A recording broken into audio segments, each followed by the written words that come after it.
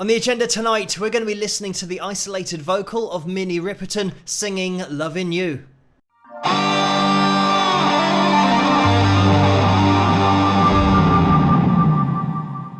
Hello, Phil here from Wings of Pegasus and welcome to another analysis video. If you enjoy this video, please give it a thumbs up and subscribe.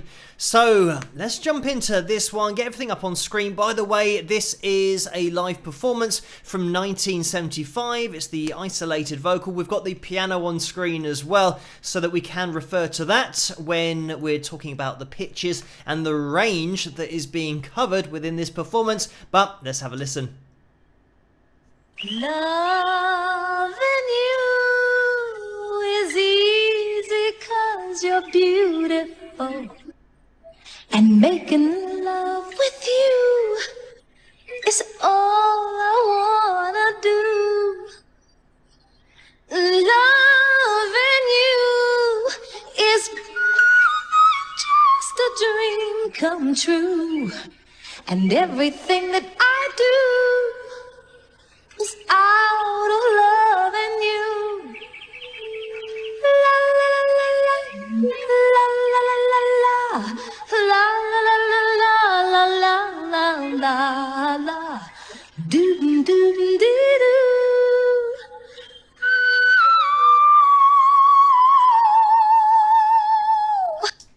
I'm just going to jump in here. As always, if you want to watch this the whole way through without me interrupting it, there's a link in the description below, so you can click on that.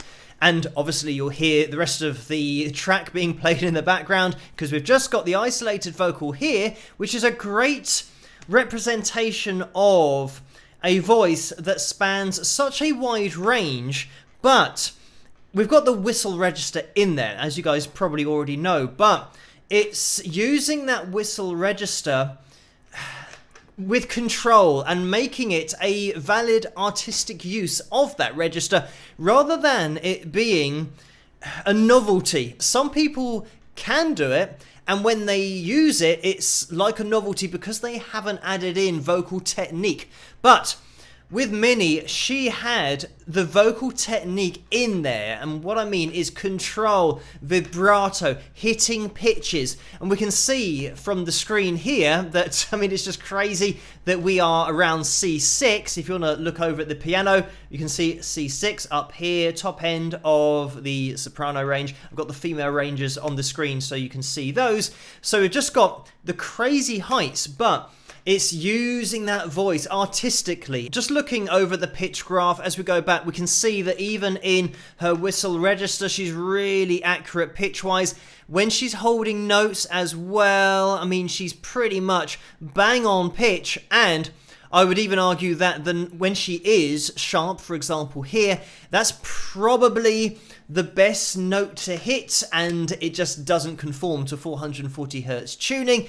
So, I mean, everything just sounds great when she's singing it. Sometimes with the pitch monitoring software, because it's jumping up to around C6, it's going to have a difficult time trying to keep up with the voice because it is so much higher. One of the main reasons why Minnie could use her whistle voice so artistically, and not only was it having control, of course, but it's her enunciation. She can use this register and make it understandable. Have a listen to this. Loving you is just a dream come true.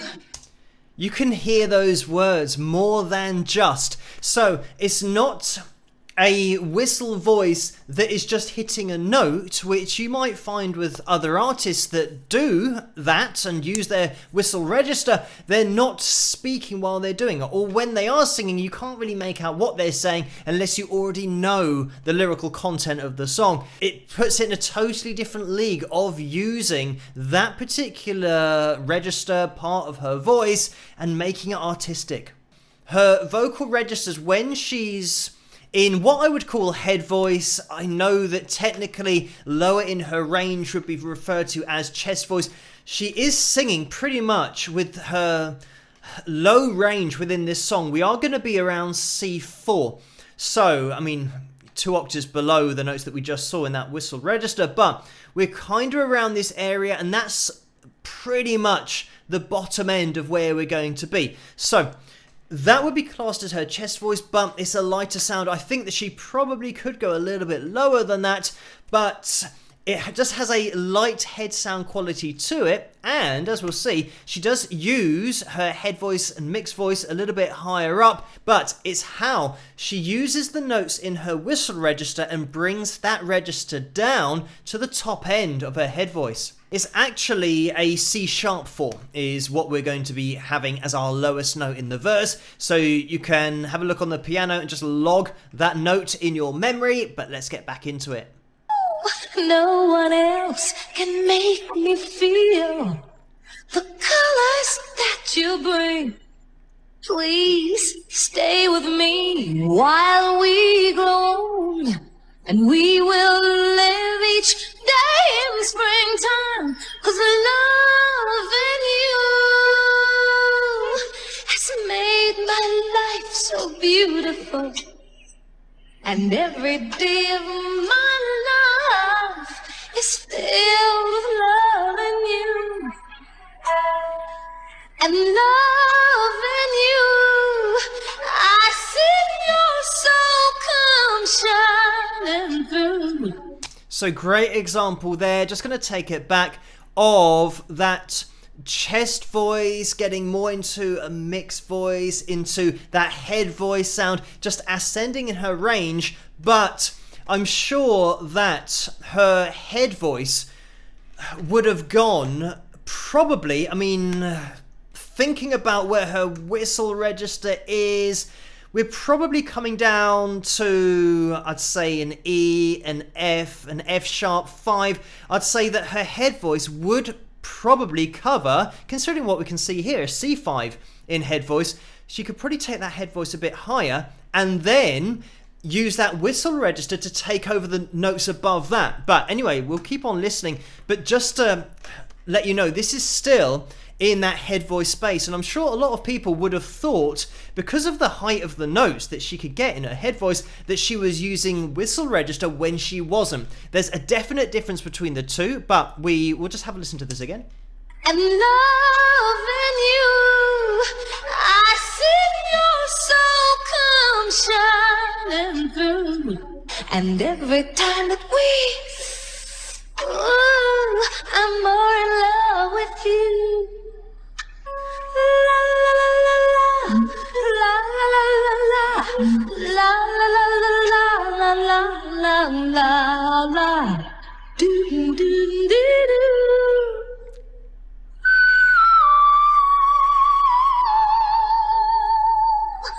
We had a great example there of the do's, where that was that clean head voice sound and then getting into the whistle register after that. Do do do do.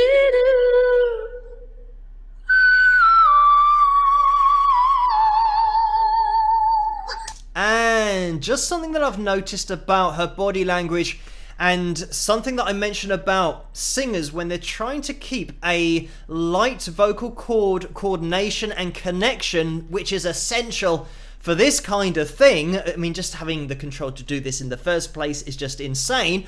But look at her right hand. She pushes her first finger and second finger next to her thumb, and that is something that we might see. I might rewind it at the end of the video. We'll have a look to see if she does that every time, because a lot of singers use visualization of, you know, having your eyes closed and imagining your vocal cords coming together really lightly and just using the right amount of air. It's something to look out for with the great singers as they ascend in range.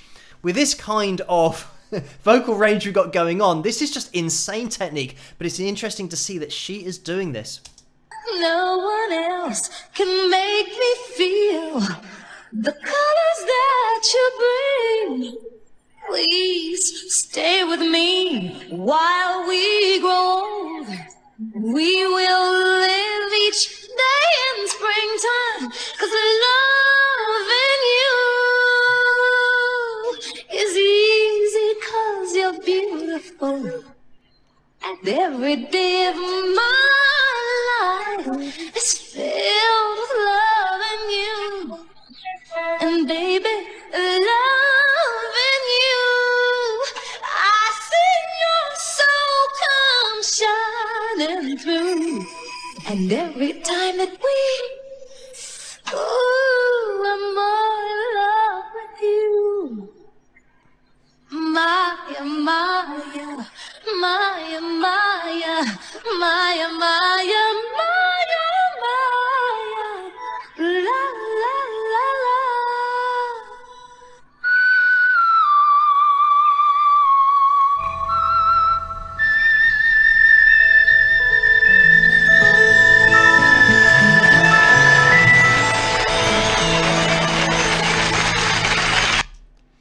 And there we have it. At the end there, I had to fade in the original track because the pitch monitoring software doesn't pick up that last note to begin with, probably because because it's so high up, it thinks it's another instrument, so it didn't register. But we did have at least a little bit that registered at the end, and you can see when we take it back, it's an A6. So it means that when we're looking at our range, as I said, the C#4 down here, when we go up to the A6, you can see right at the top end of the soprano range is the C6. So if we take that up to the A, we keep on going all the way up to here, which is the A6. So when we compare the range that we've started, the C#4, all the way up to that A6, it's just a crazy amount of range. We're over 2 octaves of range that we're spanning just in this performance.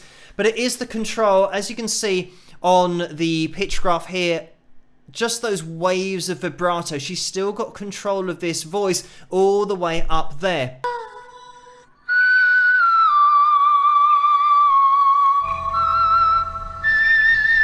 There we go. It happens again. So let me just take it. When she really starts ascending, look at the way that she brings her first finger and second finger on the inside of her thumb. So whatever she's doing there is getting her vocal cords into that place where she accesses that whistle register.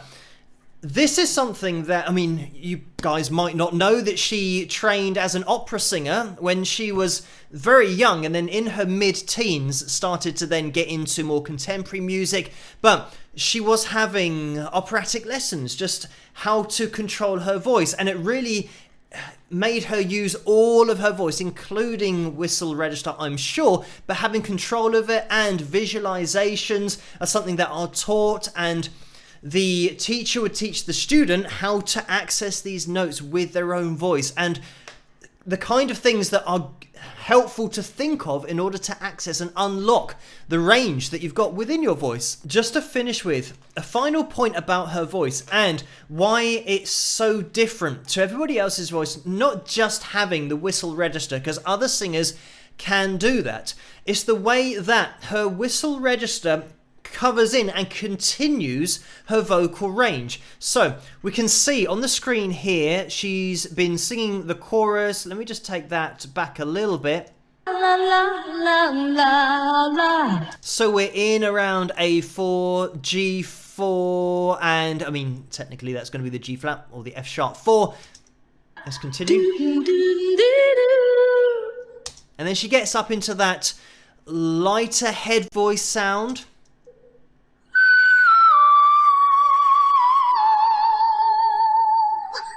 Now, the A5 is where she finishes, and she's still in her whistle register. So when we go over to the piano, when we're looking at the A5, it means that we are here. And I'm pretty sure earlier in this video, I might have a scroll back, that I said her head voice sound that she was going to was the F#5. If you imagine that every vocal register has a limit to it, and you can't take your chest voice into whistle register because your chest register is a different register. You can't just use it the whole way through because you have to transition from one to the next. So you have your chest voice, then you have a mix of chest and head voice, and then you can get into purely head voice, and then you can keep on ascending all the way up to whistle register if you want to. That's exactly what Minnie's doing here, But let me just scroll back so that we get a bit of an appreciation of the notes, considering that we now know that her whistle register can come down to the A5. She could probably take it a few notes lower and have this transition from one to the next and have all of these notes that are viable within her range, because other singers, if they can access their whistle register and they might jump up to, say for example, top end of the soprano range, C6, but they might only be able to take their head voice up to a C5 or a C sharp 5 or a D5, and they don't have all of this above here, they just flip up suddenly into a C6. So it's seemingly random, and that's why it sounds like a novelty, is because it's not part of the other voice and you haven't had that gradual journey up to the high note. You just suddenly jump there and then come down a couple of octaves and it sounds weird.